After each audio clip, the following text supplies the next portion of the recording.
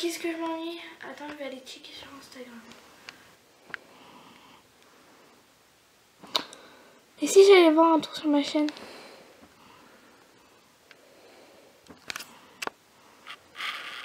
Oh punaise!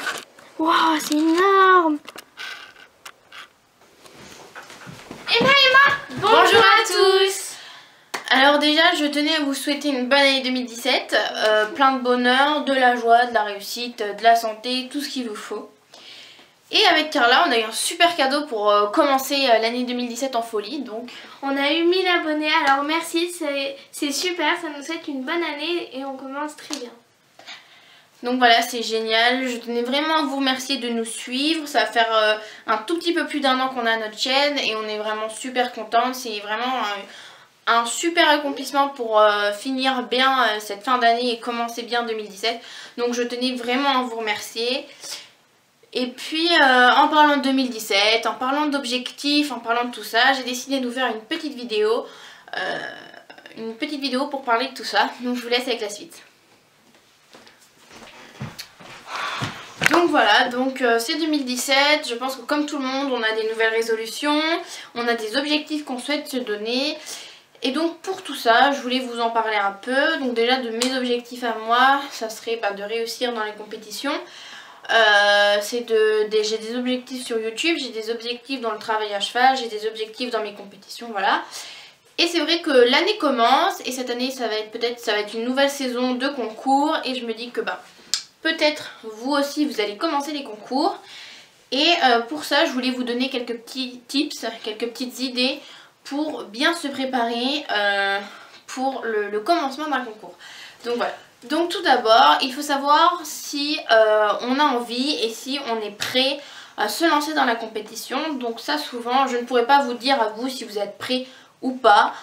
Souvent votre moniteur le fait pour vous, mais aussi il faut une certaine détermination, c'est-à-dire que quand on va faire un concours, il faut se dire que voilà, il faut être déterminé à faire un concours et entre guillemets, on n'a pas forcément le droit à l'erreur. Enfin, c'est pas qu'on n'a pas le droit à l'erreur, mais c'est un jour où il faut être un peu près sûr de soi. Il faut être sûr de soi et il faut se dire que quoi qu'il arrive, ça ne change pas notre monde et ça ne change pas la personne que l'on est. C'est pour ça qu'il faut vraiment être prêt et ne pas se dire oh voilà c'est le concours, c'est horrible, ça va jamais bien se passer, voilà.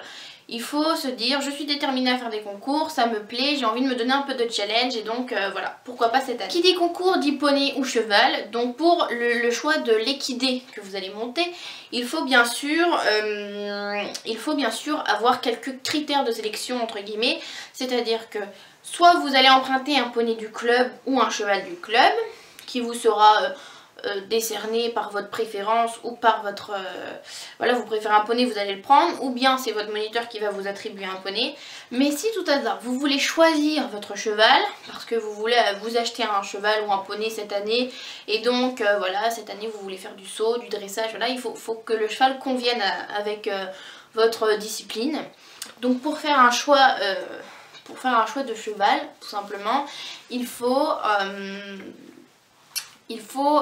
qu'il s'adapte à nous. C'est-à-dire qu'il faut en essayer plein et il faut savoir un peu ce que l'on veut et en raison de nos objectifs. Quand on débute dans les concours, quand on débute dans l'équitation, dans la compétition, tout ça, il est préférable de s'acheter un cheval qui a déjà du métier pour tout simplement n'avoir juste qu'à se faire plaisir et à jouer sur les terrains de concours. Plus l'expérience viendra, plus vous aurez envie d'apprendre des choses à un cheval et peut-être pourquoi pas à ce moment-là en avoir un jeune. Mais pour l'instant, quand on débute, il est pour moi primordial de s'amuser, de se faire plaisir et d'avoir un cheval qui a déjà de l'expérience avec lequel on pourra se faire plaisir. Quels objectifs sont à se donner pour une année de compétition, pour cette année 2017? Quels sont les objectifs? Tout simplement, je pense que la compétition reste un aboutissement quand même du travail. C'est-à-dire que pour moi, l'objectif, ça va se donner par concours. Par exemple, vous avez un poney qui est super, et ben pour votre premier concours, vous allez avoir envie de terminer sans faute. Et puis petit à petit, vous donnez des objectifs de classement et pourquoi pas à la fin de l'année, se donner des objectifs peut-être sur des petits championnats ou ces choses comme ça. C'est important, moi je trouve ça vachement intéressant. Par exemple, cette année...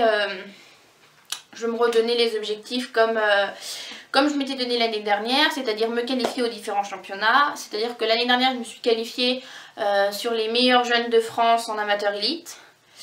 Je me suis qualifiée aussi au championnat d'amateur élite. Et je me suis qualifiée au championnat d'amateur 1. Donc c'est-à-dire 115, 120 et amateur élite c'est 125, 130. Je n'ai pas pu y participer parce que déjà j'ai eu des problèmes de santé. Et ensuite... il y a eu plein de choses qui ont fait que me remettre à cheval, ça a été difficile tout ça. Mais cette année, je me redonne ces objectifs. En plus de ça, je me redonne le Longines Master en objectif pour pouvoir y participer. Et c'est vrai que tout ça, se donner des objectifs comme ça en début d'année 2017, ça vous permet de vous donner de la motivation. Ça vous permet de vous donner des choses auxquelles vous accrochez. Donc pour travailler, pour vous faire plaisir. Et il est important de savoir que dans toute une année, le plus important, le travail ne doit pas être une corvée, le travail doit être un amusement. Donc c'est pour ça que si vous commencez cette année les concours en club, pensez à vous amuser. Le concours c'est un terrain de jeu, mais c'est aussi la preuve de votre travail. Des fois ça se passe bien, mais des fois ça se passe pas forcément bien. Il y a des hauts et des bas, on monte un être vivant. Et voilà, je vous souhaite en tout cas plein de bonheur pour la suite. Je vous souhaite de réaliser tous vos objectifs. Je vous souhaite... de réaliser plein de choses, d'avoir plein de bonheur. Et avec tout ça, je vous dis ciao ciao!